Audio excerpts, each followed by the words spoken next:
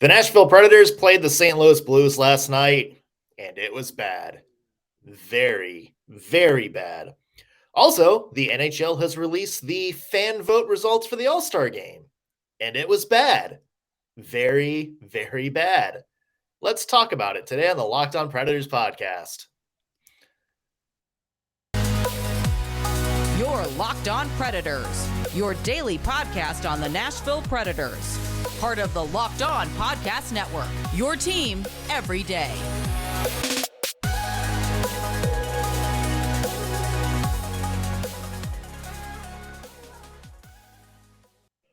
Thank you for making Locked On Predators your first listen of the day. Every single day, we are your free daily Nashville Predators podcast that's available to you wherever you get your podcast and on YouTube.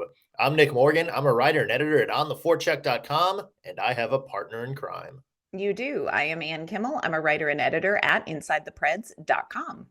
And can I start with a question for you? Yes. Why can't we have nice things? Oh my gosh. Seriously. Why can't we just have like one show where nothing is broken or on fire and the Preds don't hate good hockey and all good things come to us? Like why can't we be that team? I don't know. And I have to tell you, liking the Nashville Predators, following the Nashville Predators, covering the Nashville Predators comes with a level of exhaustion. I've aged this season 10 years in the past 2 years that we've been doing this podcast together. I can't. There is a disconnect somewhere, and it has become almost existential for me to make this make sense. And I am tired. I'm like the guy from the Green Mile. I'm tired, boss. Just tired, boss. I'm tired, boss. I'm tired. I'm tired of the meanness. I'm tired of trying to make this make sense. I'm tired. It's like even like only 50% of it is on ice stuff. It's just all the off ice stuff that comes with this team too. And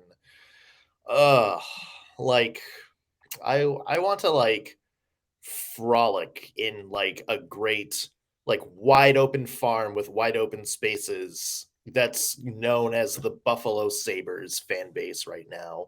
Yeah. Like I just want to have like great optimism about something without any sort of expectations or any sort of just random fights between people on the internet where like if you win 6-0, it's awesome. If you lose 6-0, it's like, oh well, next game will be fun. Yeah. I just want that, Ann. I yearn for those days. We want peace in our time. That's what we want, Nick. We want peace in our time. Yeah. I can't believe I'm saying this. I yearn for those 2000s Predators teams. Yeah, where if you like got outshot 60-15, but if you won the game 2-1, they would just line up statues left and right of Barry Trotz and whoever. Miss those days now. Honestly, and we've heard this so many times, the 2017 Stanley Cup run changed this fan base. Yeah, it did. And here we are, high expectations, and we're feeling low. There's a whole big different podcast I feel like we can do on that. First, though, unfortunately, I feel like we should talk about last night's game. Last night's game started really good. The Predators kind of went up 1-0. They called it back from goaltender interference, which that's a whole thing. That's a whole conversation. Preds actually got out to a really good start in the first period, and then just the epic collapse happened. It was Blues scored 10 seconds into the second period. Colton Sissons then tied it, but then the floodgates open.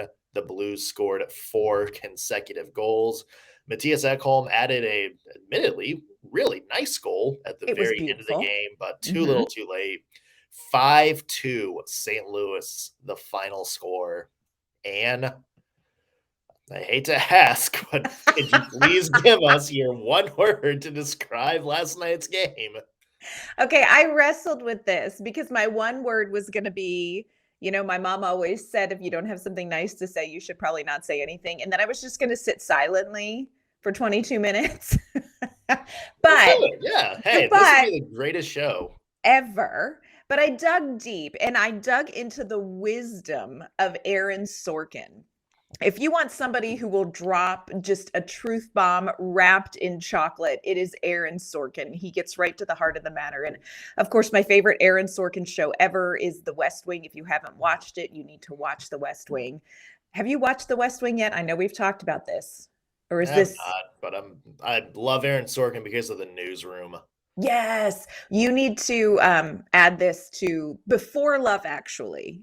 Do The West Wing, then Love Actually. But in The West Wing, it covers President Bartlett, and he has a body man, Charlie, who wakes him up one day after he's just been in bed for about 3 hours from an international trip. And the president he does not want to get out of bed. And Charlie says to him, he tries to be really nice to encourage him to wake up. And you have senior staff and you have the meeting with the feds and all this stuff. And the president's like, "Who are you and why are you bothering me?"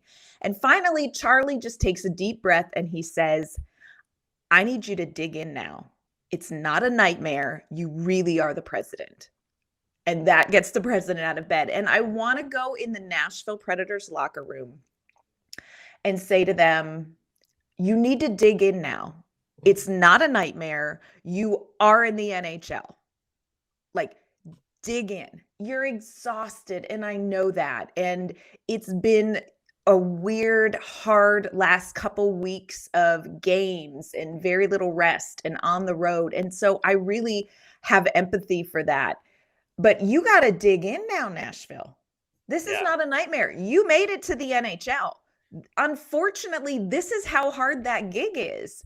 And Yeah. you got to do better than this. You got to do better than this. And I I know mean, oof. and I know there was like talk about fatigue Sure. last night for a nice fun Twitter reason.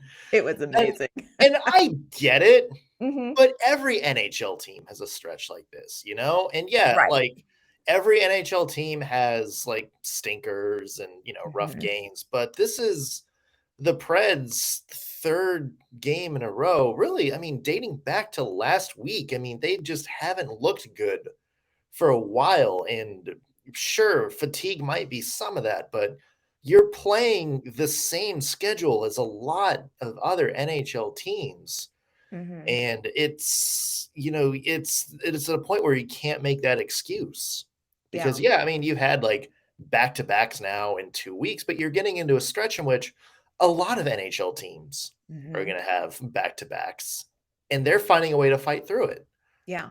And I'm not saying it's not brutal. We're not saying that this is not just such a challenging grind of the season, but like you said, this is a challenging grind of the season for every team. Every team is reaching the point at this part of an 82 game season where they're exhausted and Yeah. they're just clawing their way to the All Star break.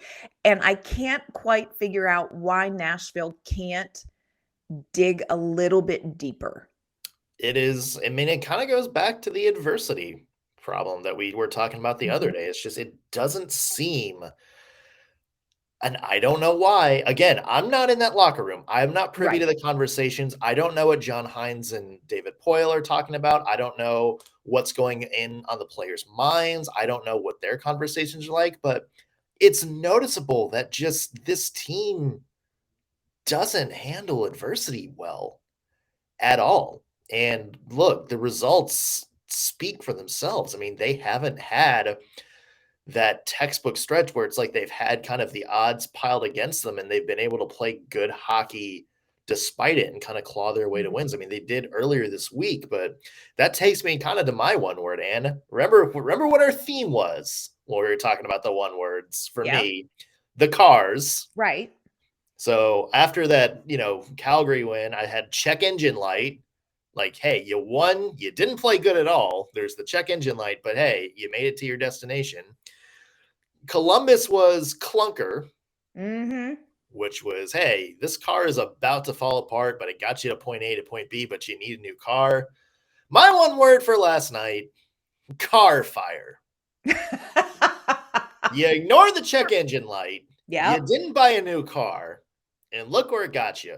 You're on the side of I-65 with flames just shooting up left and right.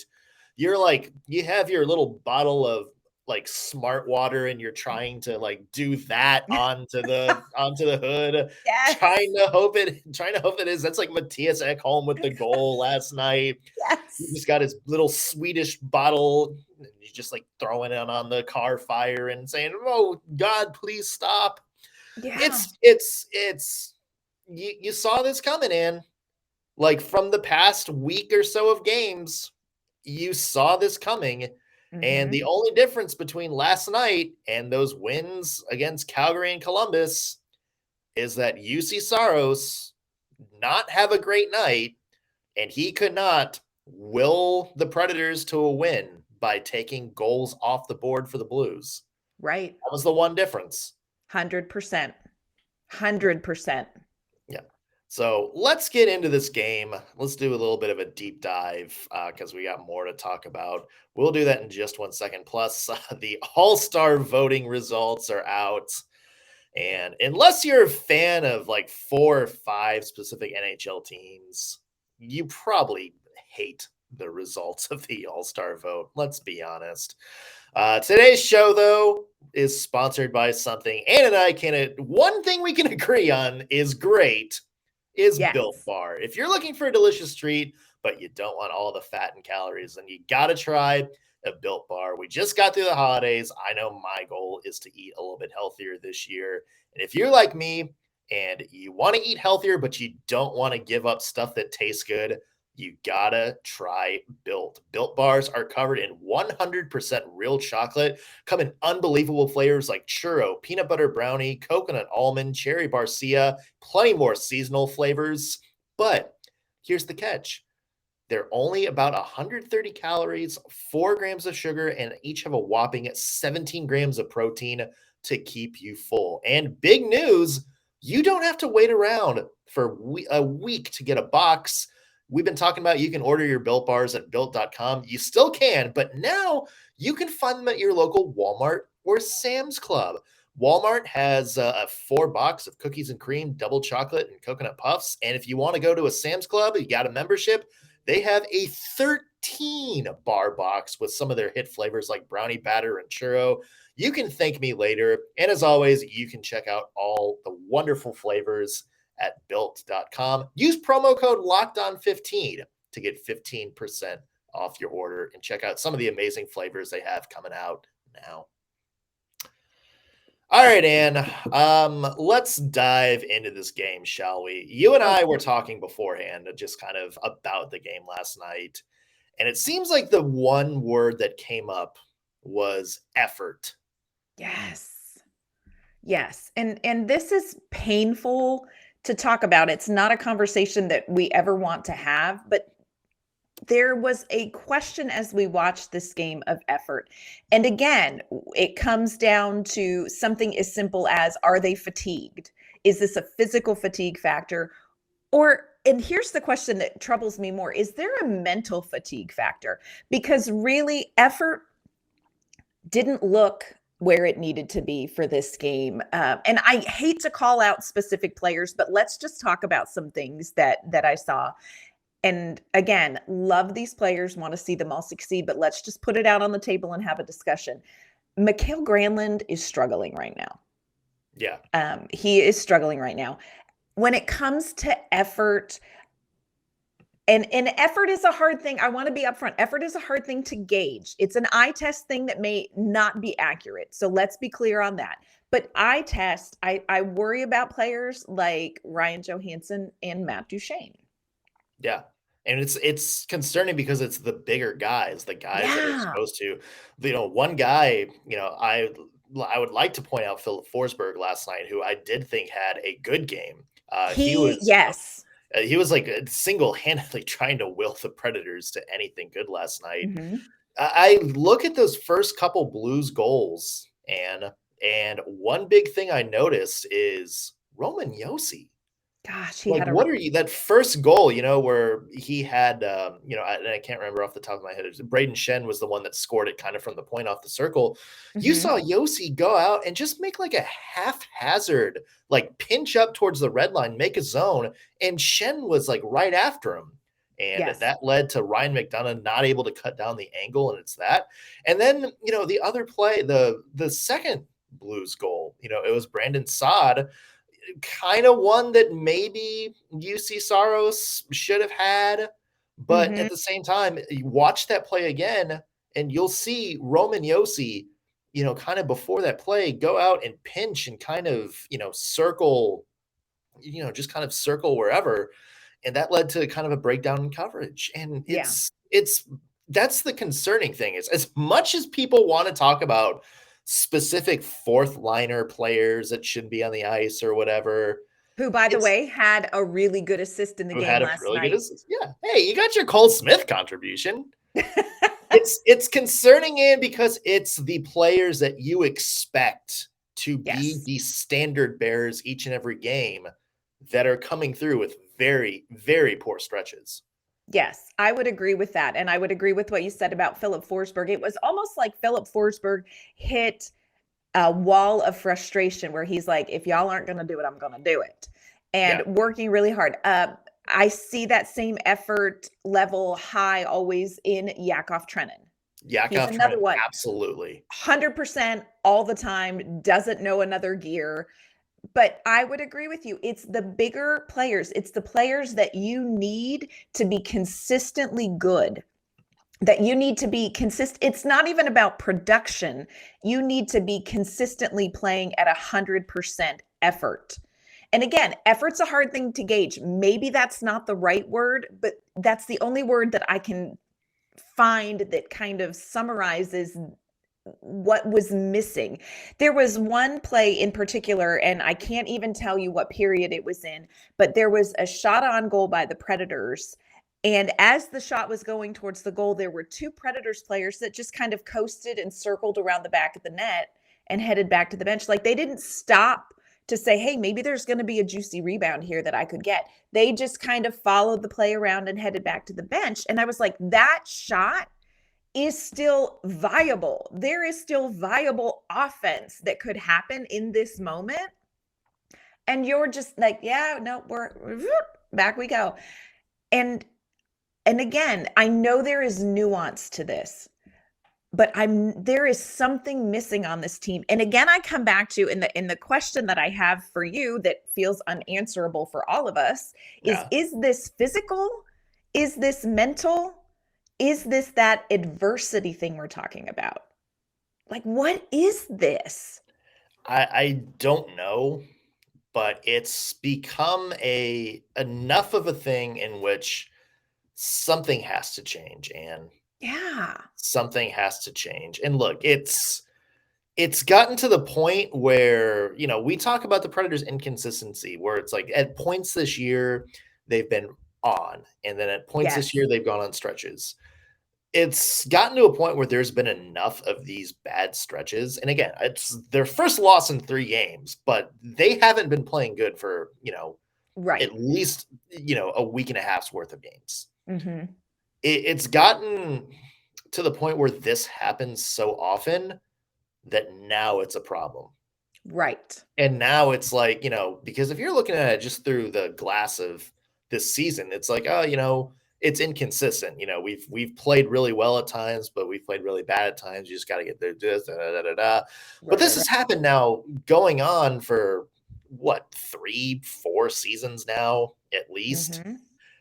And something's got to change.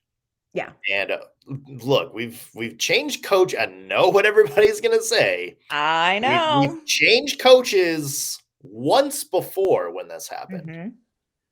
Is changing the coach again going to fix some of the inherent issues, or do you have to make some other big changes? And by that, I mean, do you have to shake up this core? Do you have to Mhm. get some new faces in that locker room? Maybe some new voices that are in leadership positions. I'm not saying strip Roman Yossi of the captaincy or anything like that, but Sure. you Right. need new leaders in that locker room. And take that for Mhm. what you will, but it's at the point where you're going to need new prominent faces. New Mhm. prominent faces that just aren't there to contribute on the ice, but are there to lead by example, talk about the team. Yeah. I go back when you said adversity, the thing that popped in my mind, look back at that 2017 Stanley Cup run. That was a team that faced so much adversity. I mean, you had guys dropping like flies. You had Kevin Fiala with that horrible injury. We lost Ryan Johansson to that injury. I mean, literally, they were dropping like flies, and it was like, hey, who do we have in Milwaukee? Let's call him up. There's no locker for him, but let's just put him somewhere on a folding chair and throw him in the lineup. And the way the team responded then Yeah. was so different than what we're seeing now. And what's confusing to me is there are still enough core players from that 2017 run still in the Predators locker room right now. Why can't they tap into that? I just don't get it, man. I don't know. This is a conversation that's probably going to continue Yeah. for quite some time, Anne. Yeah. Well, we have a whole nother conversation that we need to have, and it's going to be almost as much fun. The NHL announced the winners of the fan voting for the All Star game. That seems like something we should probably talk about. So here we go, Nick. All right. All right. So, as we all know, the NHL brought back fan voting for the first time in a very long time, since the whole John Scott thing from a few years ago. And look, this was a chance a lot of people wanted to kind of see. Yeah, I mean, it's like there's a lot of Cole Caulfields out there, a lot of, there's a lot of like the younger players, all this and all that.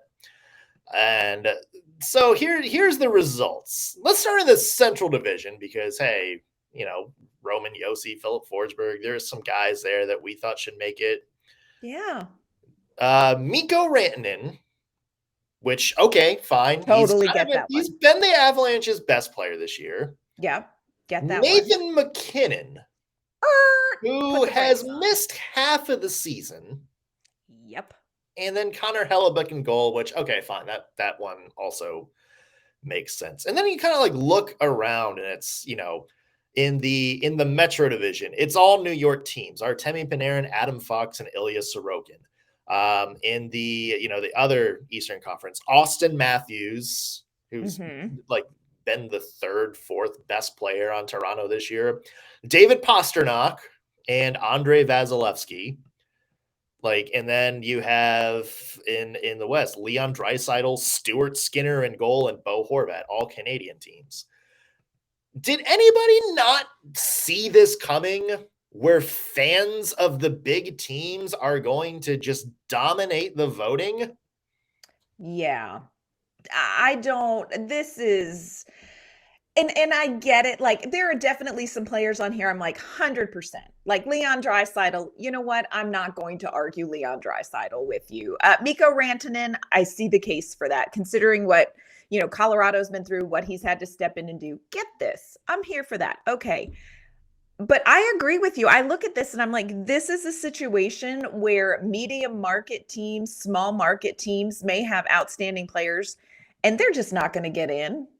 They're just not going to get in. I mean, like you said, you are looking at large market Canadian teams, big fan bases.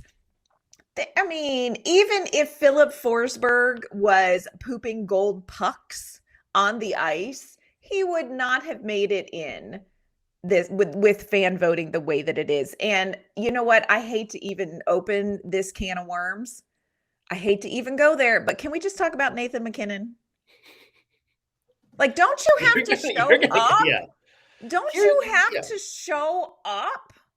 to This win. is like, this is like the NBA where it's like, a player is Yes. on injured reserve for 90% of the season, but they still get voted in because people want to see the top stars. And I get it. We just talked not too long ago, Ann, about how we need to see the big stars in the NHL game to make it like good. But when you have 3 spots and there's so much like good players this year, good fun young players, like I would love to see like Sidney Crosby and like go head to head against like Tim Stützle. I mean, they're Yes. or like Austin Matthews and Cole Caulfield like on the same line. Like, give Yes. me that. And here's the thing: like, I know we're doing this 3-on-3 thing in overtime and stuff like that.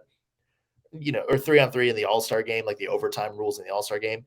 Right. We gotta find a way to make more people go because that's what's making people tune out. And you change it so where like every team has at least one person represented. That's a good thing. I think every Right. team in the NHL should have one person that they can cheer for and follow. For us, it's going to be Juuse Saros. Agreed.